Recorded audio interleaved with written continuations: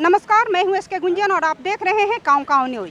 आज हम अपने दर्शकों को लेकर के आए हैं माझी के बलिया मोड़ पर। ये दुर्गापुर माझी का इलाका है और यहाँ से सारी गाड़ियाँ आज सिताब दियारा की ओर रवाना हो रही हैं। ये वही सिताब दियारा है जहाँ की संपूर्ण क्रांति के जनक जेपी की जन्म धरती रही है, वो कर्म भूमि रही है जेपी की। और आज हम अपने दर्शकों को बताना चाहते हैं कि आज का वो पावन अवसर है जब कि पूरा देश जेपी की जयंती मना रहा होता है। जी हाँ, आज जेपी का की जन्म जयंती है और इस अवसर पर सिताब दियारा में कई कार्यक्रम आयोजित किए गए हैं। आज केंद्रीय गृह और सहकारिता मंत्री अमित शाह जी आज उनका कार्यक्रम है सिताब दियारा में और वो आज लगभग 11:30 बजे के आसपास सिताब दियारा में पहुंचने वाले हैं। आज उनका एक भव्य कार्यक्रम वहां आयोजित हुआ है और वो एक जेपी की प्रतिमा का भी अनावरण करेंगे। और इस संदर्भ में हम अपने दर्शकों को लेकर के आए हैं। सिताब दियारा जाने के क्रम में माझी के बलिया मोड़ पर मैं अपने कैमरामैन से कहूँगी जो कि वो अपने कैमरे के माध्यम से मोड़ का पूरा नज़ारा दिखाएं। यहाँ चप्पे चप्पे पर सुरक्षा का पूरा इंतजाम है। हर तरफ पुलिस का पहरा है, हर तरफ पुलिस की निगरानी है और तमाम वाहन, तमाम गाड़ियाँ, चाहे वो आम लोगों का हो, आम नागरिकों का हो या फिर बीजेपी कार्यकर्ताओं का हो, इधर से होकर सिताब दियारा के लिए जा रही हैं। हमारे बीच जेपी सेनानियों का एक बहुत बड़ा जत्था है। ये सभी लोग आज सिताब दियारा के उस पावन धरती को नमन करने जा रहे हैं जो जेपी की जन्मभूमि तो रही ही है, जेपी की कर्म भूमि रही है। यहीं से जेपी ने संपूर्ण क्रांति के आंदोलन की शुरुआत की थी और देश की उस सत्ता को चुनौती दी थी जिसने कि जन संवेदना को खो दिया था। ऐसा कहना है जेपी सेनानियों का। हम बात करेंगे कुछ जेपी सेनानियों से और पूछेंगे कि आज जेपी की धरती की ओर जाते हुए, आज इस धरती पर खड़े होकर के जेपी को याद करते हुए उन्हें कैसा महसूस हो रहा है। आज हमारे बीच हैं शंभुनाथ सिंह जो कि जेपी सेनानी रहे हैं। हम उनसे बातचीत करते हैं और जानना चाहते हैं कि आज के दिन वो कैसा महसूस कर रहे हैं। शंभू जी, काऊ काऊ न्यूज में आपका बहुत स्वागत है। आपको भी बहुत बहुत धन्यवाद। आप हमारे दर्शकों को बताएं कि आज जबकि आप जेपी का जन्म जयंती मना रहे हैं, जेपी के जन्म धरती की ओर जा रहे हैं, तो आज आपको कैसा लगा? हम लोगों के लिए तो काफ़ी खुशी का दिन है आज, चूँकि हमारे आराध्य लोकनायक जयप्रकाश जी का जन्मदिन है। हम जब से होश संभाले हैं जेपी आंदोलन के बाद से भी जेपी के गांव में प्रायः उनके जन्मदिन के अवसर पर जो समारोह होते आया है, प्रत्येक समारोह में हम भाग लिए हैं। उसी कड़ी में हम लोग जेपी जयंती समारोह के रूप में मनाते हैं और हम लोगों को उनसे अच्छी प्रेरणा मिली, एक अच्छे जीवन का शुरुआत का अवसर प्राप्त हुआ और उन्हीं के बताए हुए पद चिन्हों पर आज भी हम लोग चलते हैं। आम लोगों के लिए जो उनका स्लोगन था उसी के अनुरूप हम लोगों का आचरण व्यवहार सब काम होता है। तो आज हम लोगों के लिए ऐतिहासिक दिन है। हम लोग जा रहे हैं उनको। आप कहाँ के रहने वाले हैं? हमारा घर हुआ बहुआड़ा, मरहौड़ा में पड़ेगा, सारण जिला जी। अब हम बात करते हैं जयप्रकाश झा जी से। ये भागलपुर की धरती से चलकर आज उस धरती को नमन करने आए हैं जहां जो कि जेपी की जन्मभूमि रही है, जेपी की कर्मभूमि रही है। जयप्रकाश झा जी, काऊ काऊ न्यूज में आपका बहुत स्वागत है। आज आप हमारे दर्शकों को बताएं कि आप भागलपुर से चलकर यहाँ जेपी की धरती पर आज उनको नमन करने आए हैं। आज हमारे दर्शकों को जेपी के संदर्भ में क्या संदेश देना चाहते हैं? आपका हम स्वागत करते हैं। हम लोग पूर्वांचल से 10-11 साथी आए हैं और 3-4 बार हम लोग आ चुके हैं। 1974 के आंदोलन में हम लोगों ने सक्रिय भूमिका निभाई और जेल भी गए। 9 महीना 18 रोज हमको जेल में रहने का मौका मिला। और आज जो परिस्थिति है, जब यहाँ वर्तमान परिस्थिति राज्य की, जो जेपी सेनानी के नेता कहा करते थे, हमारे लालू जी अध्यक्ष थे उस समय, नीतीश जी और अन्य जितने भी लोग थे आंदोलन में हिस्सेदारी लेने के बाद आज हमें क्या मिला? आज हमें जो सम्मान पेंशन योजना मिला, ना रामसुंदर दास ने दिया, ना कर्पूरी ठाकुर ने दिया, ना लालू जी ने दिया।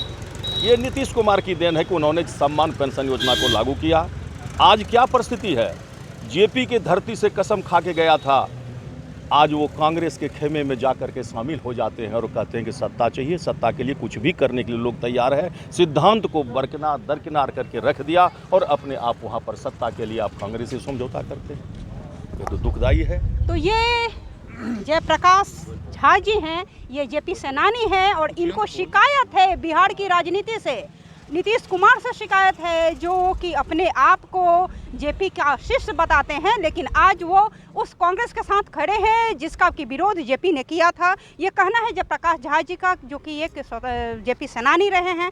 हमारे बीच बीजेपी के पूर्व अध्यक्ष भी रहे हैं, पूर्व अध्यक्ष भी हैं बंशीधर तिवारी जी, और हम आज पूछेंगे कि अमित शाह जी केंद्रीय गृह मंत्री होने के साथ साथ भाजपा के वरिष्ठ नेता हैं, और आज जब वो इस धरती पर आ रहे हैं, सारण की धरती पर आ रहे हैं, सिताब दियारा की धरती पर आ रहे हैं, तो भाजपा ने क्या तैयारी की है और भाजपा के कार्यकर्ताओं में कैसा उत्साह है। बंशीधर तिवारी जी, आपका कांव में बहुत स्वागत है। आप ये तमाम बातें हमारे दर्शकों को बताएं कि आज भाजपा के लोगों में, भाजपा के कार्यकर्ताओं में अपने प्रिय नेता के स्वागत करने का क्या इंतजाम किया गया है और कैसा दो जोश, कैसा अनुभव कर रहे हैं। सुनीता जी, आपको बहुत बहुत धन्यवाद। अब बराबर हम लोगों से मिलती रहती है। आज जयप्रकाश जी का जयंती है और इस शुभ अवसर पर भारत के गृह मंत्री और भारतीय जनता पार्टी के वरिष्ठ नेता आज अमित शाह जी आ रहे हैं और साथ में उत्तर प्रदेश के मुख्यमंत्री योगी जी का शुभागमन हो रहा है। ऐसे पार्टी के हर कार्यकर्ताओं में खुशी की लहर है। जयप्रकाश जी के बताए मार्गों पर आज कोई चल रहा है तो भारतीय जनता पार्टी है, इसलिए कि जिस भ्रष्टाचार के खिलाफ उन्होंने लड़ाई लड़ी थी और हम सभी नौजवान, हम भी उस समय जेल में थे, उनके शंभू जी वगैरह हमारे साथ जिला के करीब 70-80 आदमी थे और उस लड़ाई को लेकर के हम लोग आगे बढ़े। अब वही सिद्धांत था, जैसे शंभू जी ने बताया कि आज उन्हीं के पद चिन्हों पर हम लोग चल रहे हैं, उनके बताए रास्ते पर हम लोग चल रहे हैं। और आज भागलपुर के भी हमारे सेनानी जयप्रकाश सेनानी आपको अच्छी तरह से ये बात रखी कि हम किन परिस्थितियों में आज यहाँ पहुँचे हैं। मैं एक बात और कहूँगा कि वैसे सेनानियों को जो 1 साल से, मैं अपनी छपरा की बात कर रहा हूँ, 1 साल का कोई खाता पता जेल में नहीं है, वो पढ़ने अलग है, और उसमें बहुत से सेनानी हैं जो कि उसमें थे जेल में, उस समय का नहीं है। मैं भी था और उसके बाद भी मैं पेरोल पर निकला था, और पेरोल पर जो हम बाद में निकले तो उसका हम सर्टिफिकेट है, लेकिन जो पहले हम 6 महीना रहे उसका कोई अता पता नहीं। वैसे हमारे इस जिला में कई साथी हैं, हमारे पूर्व जिला अध्यक्ष रमेश जी भी हैं, सुदामा तिवारी हैं, ऐसे माने सैकड़ों लोग हैं जो जेपी सेनानी में सक्रिय अपना भूमिका अदा किए थे, अपने जान को कुर्बानी कर कर के उनके बताए हुए रास्ता पर इस भ्रष्टाचार सरकार के खिलाफ में उन्होंने लड़ाई लड़ी थी और उसमें उनके नेतृत्व में विजय भी पाया था। आज जो बात आई थी लालू जी, नीतीश जी, इन सबके संबंध में जो बात आई है वो आप भी देखती हैं, आप भी इस राजनीति से अपरिचित नहीं है। इस बात का दुख है जो कि आपने इतनी लड़ाइयाँ लड़ी, आप जेल गए, आप पैरोल पर छूट करके आए, लेकिन फिर भी जेपी सेनानी के लिस्ट में आपका नाम नहीं है। नाम वही नाम है, लेकिन वो बाद में जो आए हैं वो जब हम पेरोल पर आए हैं उसके बाद जब हम सिलेंडर किए हैं उसका है, लेकिन पहले जो हम लोग रहे हैं 1 साल में कोई 6 महीना रहा है, कोई 8 महीना रहा है, कोई 5 महीना रहा है, वैसे उन लोगों का नाम नहीं है। तो वैसे लोगों के लिए ये सरकार बिल्कुल ही अपने दिमाग से बात को हटा दी है तथा ये कर दी है कि जब बाकी लोगों को कोई भी राहत नहीं मिलेगा। तो मैं आज ये भी कहूँगा कि सरकार इतने लंबे वर्षों से बिहार में थी, तो आपकी जब सरकार थी आपने इस बात को क्यों नहीं उठाया? बात उठाया गया था, शंभू जी भी हैं, हम लोग, बड़ी दुख की बात है जिस समय बात उठाया गया था उसके अध्यक्ष थे हमारे सुशील मोदी जी भी थे, लेकिन क्या कारण था कि इनके प्रति वो लोग असंवेदनशील बन गए और इस काम में उन्होंने अपना सही भूमिका नहीं निभा पाया।